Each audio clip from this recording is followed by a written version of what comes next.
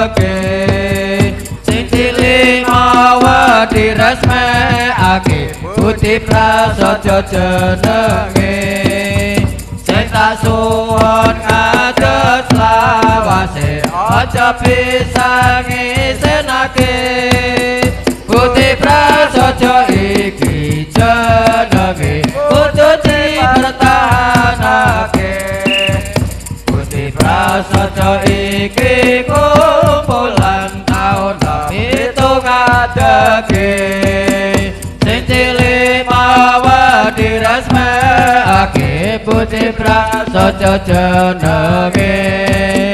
sing tak suwun ngadeg lawase aja bisa ngisenake Budi prasaja iki jenenge kudu dipertahanake Budi prasaja iki kumpulan taun pitung ngadege sing cilik mawa diresmekake Budi prasaja jenenge sing tak suwun ngadeg lawase aja bisa ngisenake Budi prasaja iki jenenge kudu dipertahanake Budi prasaja iki kumpulan taun pitung ngadege maju mundur maju mundur maju mundur jenenge sing tak suwun ngadeg lawase aja bisa ngisenake Budi prasaja iki jenenge kudu dipertahanake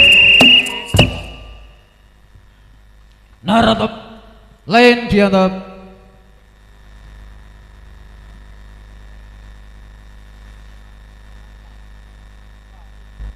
Liwe terus dok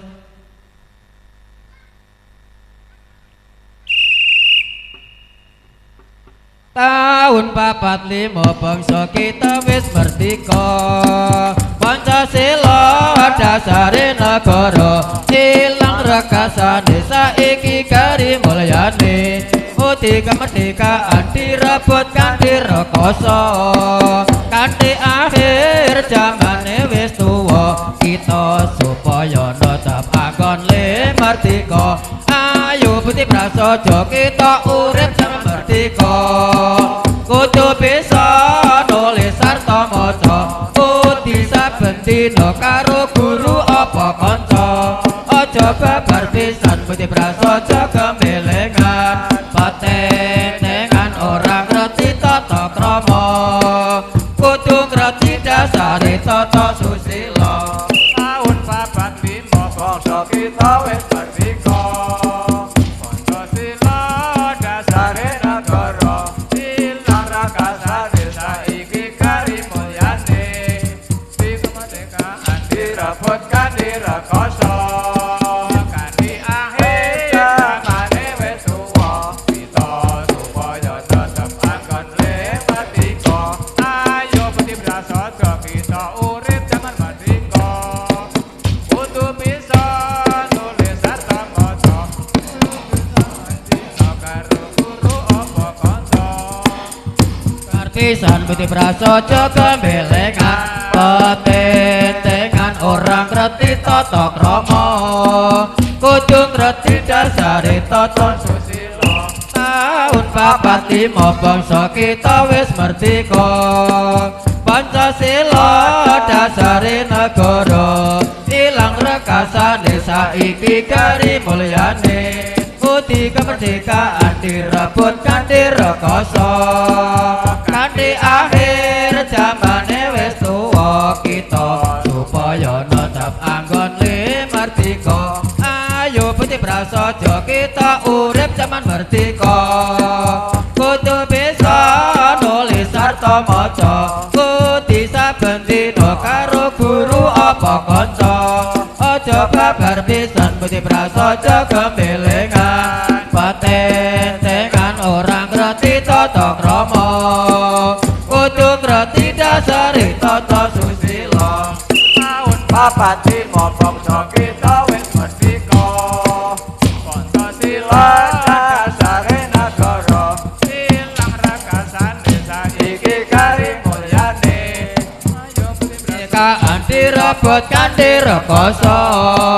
kanthi akhir jamane wis tuwa kita supaya tetep anggon le merdeka Ayo putih prasaja kita urip jaman merdeka kudu bisa nulis sarta maca kudu saben dina karo guru apa kanca aja babar pisan putih prasaja gembelengan patentengan orang ngerti tata krama kudu ngerti dasare tata susila tahun papat lima bangsa kita wis merdeka Pancasila dasare nagara ilang rakasane saiki kari mulyane putih kemerdekaan direbut kanthi rekoso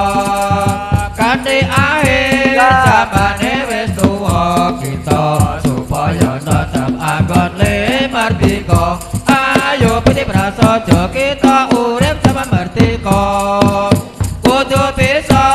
nulis sarta maca kudu saben dina karo guru apa kanca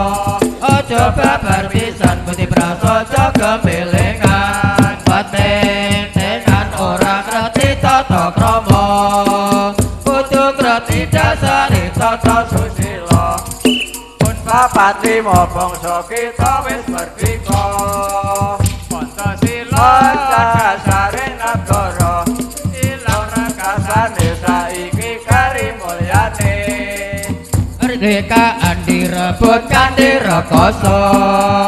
kanthi akhir jamane wis tuwa kita supaya tetep anggon le merdeka ayo putih prasaja kita urip jaman merdeka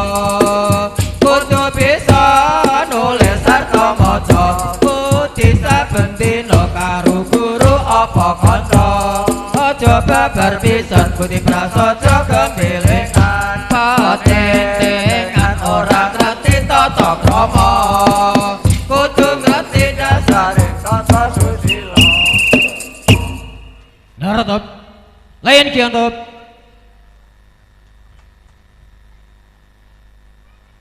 lihat samping belum lurus liwe kita na Jawa wis kondang ke jaman kuno negara Jawa kang suke apa-apa tanah Jawa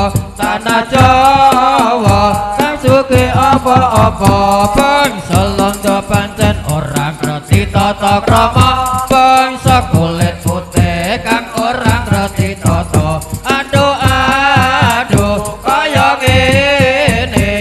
rasane wong dijajah banget anggon le susah tansah krasa payah para kanca jaluk dipisah aduh senenge rasane merdeka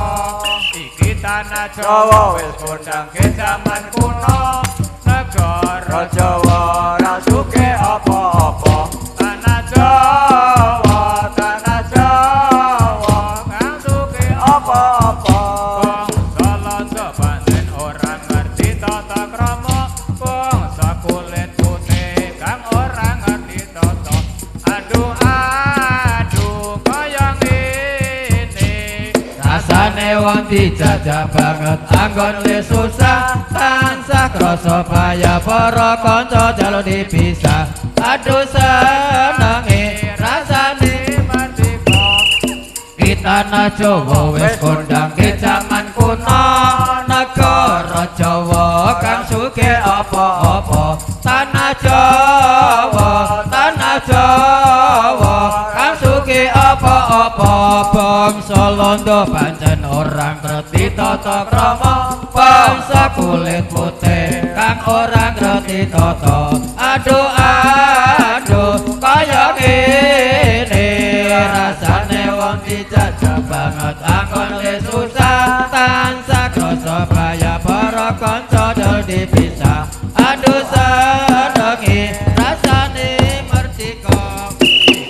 tanah Jawa wis kondang ke jaman kuno negara Jawa kang sugih apa-apa tanah Jawa kang sugih apa-apa bangsa Londo pancen ora ngerti tata krama bangsa kulit putih kang ora ngerti tata aduh kaya ngene rasane wong dijajah banget anggon le susah tansah krasa bahaya para kanca jalo dipisah aduh senenge rasane mardika kita na Jawa wis kondang ke jaman kuno negara Jawa kang sugih apa-apa tanah Jawa kang sugih apa-apa bangsa Londo pancen ora ngerti tata krama bangsa kulit putih kang ora ngerti tata aduh kaya ngene rasane wong dijajah banget anggon le susah tansah krasa bahaya para kanca jalo dipisah aduh senenge rasane mardika kita na Jawa wis kondang ke jaman kuno negara Jawa kang sugih apa-apa tanah Jawa kang sugih apa-apa bangsa Londo pancen ora ngerti tata krama bangsa kulit putih kang ora ngerti tata aduh kaya ngene rasane wong dijajah banget anggon le susah tansah krasa payah para kanca jalo dipisah aduh senenge rasane mardika nartop lain kiantop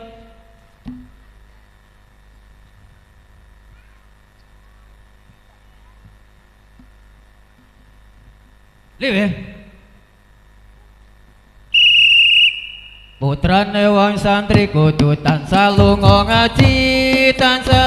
ngaji anguti elmune Gusti putra santri putra ngulama monggo para sepuh manika jaman wis tuwa bila para sepuh anguti ilmu agama para sepuh papunden kawula rane wong santri kudu tansah lunga ngaji anguti ilmune Gusti putra santri putra ulama monggo para sepuh manika jaman wis tuwa bila para sepuh anguti ilmu agama para sepuh papunden kawula rane wong santri kudu tansah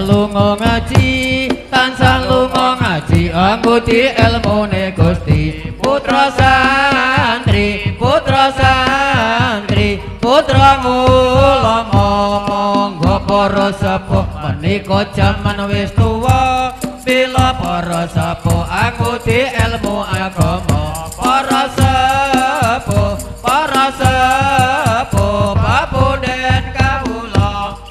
rane wong santri kudu tansah lunga ngaji anguti ilmune Gusti putra santri putra ulama monggo para sepuh menika jaman wis tuwa mila para sepuh anguti ilmu agama para sepuh papunden kawula putrane wong santri kudu tansah lunga ngaji anguti ilmune Gusti putra santri putra ngulama monggo para sepuh menika jaman wis tuwa bila para sepuh anguti ilmu agama para sepuh papunden kawula rane wong santri kudu tansah lunga ngaji tansah lunga ngaji anguti elmune Gusti putra santri putra ulama monggo para sapa menika jaman wis tuwa mila para sapa anguti ilmu agama para sapa papunden kawula putrane wong santri kudu tansah lunga ngaji anguti ilmune Gusti putra santri putra ulama monggo para sapa menika jaman wis tuwa bila para sapa anguti ilmu agama para sapa papunden kawula sange wong santri kudu tansah lunga ngaji anguti ilmune Gusti putra santri putra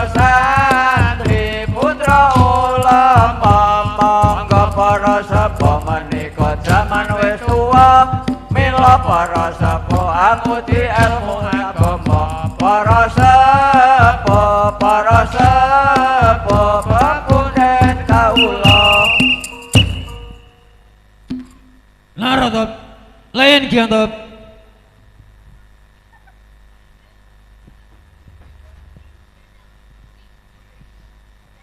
Live terus stop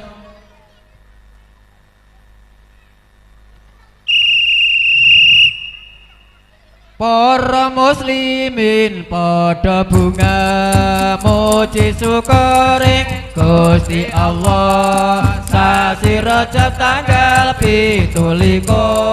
Allah amin bali Kanjeng Rasul Nabi Muhammad kedawuhan yang pangeran nampa kewajiban nindakake salat 50 waktu kanggo dalan ing nyuwun pangestu 50 waktu monggari 5 ngendhengake lan para manusa salat iku panggawe kang mulya ora abatan ora rekoso para muslimin pada bunga muji syukur ing Gusti Allah sasi Rajab tanggal 17 Allah nimbali Kanjeng Rasul Nabi Muhammad kedawuhan nang pangeran nampa kewajiban nindakake salat 50 waktu kanggo dalan ing nyuwun pangestu 50 waktu monggari 5 ngendhengake lan para manusa salat iku panggawe kang mulya ora abot lan ora rekoso para muslimin pada bunga muji syukur ning Gusti Allah sasi Rajab tanggal 17 Allah nimbali Kanjeng Rasul Nabi Muhammad kedawuhan yang pangeran nampa kewajiban nindakake salat 50 waktu kanggo dalan ing nyuwun pangestu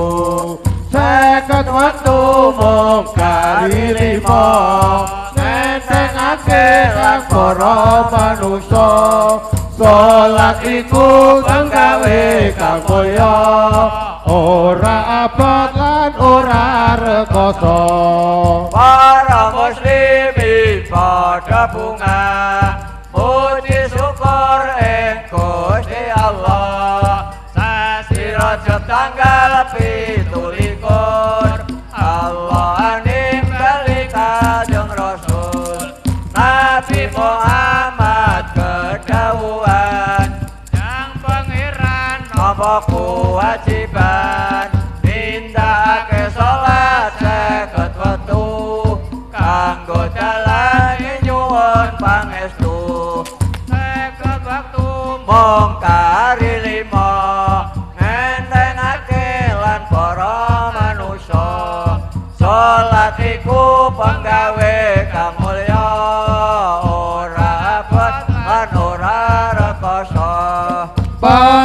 muslimin padha bunga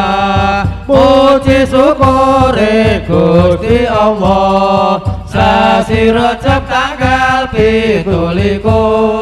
Allah amin bali Kanjeng Rasul Nabi Muhammad kedawuhan yang pangeran nopo kewajiban nindakake salat seket wektu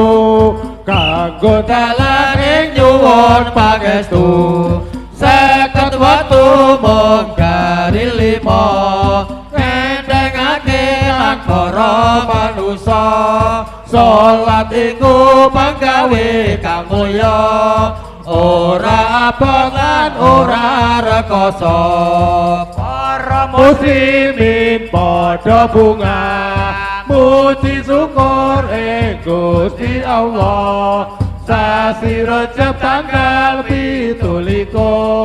Allah nimbali Kanjeng Rasul Nabi Muhammad kedawuhan yang pangeran apa kewajiban nindakake salat seket wektu kanggo dalan nyuwun pangestu seket wektu mung kari 5 ngendhengake lan para manusa salat iku panggawe kang mulya ora abot lan ora rekoso para muslimin padha bunga puji syukur ing Gusti Allah sasi Rajab tanggal 17 Allah anim kali Kanjeng Rasul Nabi Muhammad kedawuhan sang pangeran nampa kewajiban nindakake salat seket wektu kanggo dalan nyuwun pangestu seket wektu mung kari 5 ngendhengake lan para manusa salat iku panggawe kang mulya ora abot lan ora rekoso para muslimin padha bunga puji syukur Gusti Allah sasi Rajab tanggal 17 Allah amin bali Kanjeng Rasul Nabi Muhammad kedawuhan yang pangeran nampa kewajiban nindakake salat seket wektu kanggo dalan ing nyuwun pangestu seket wektu mung kari 5 ngendhengake lan para manusa salat iku panggawe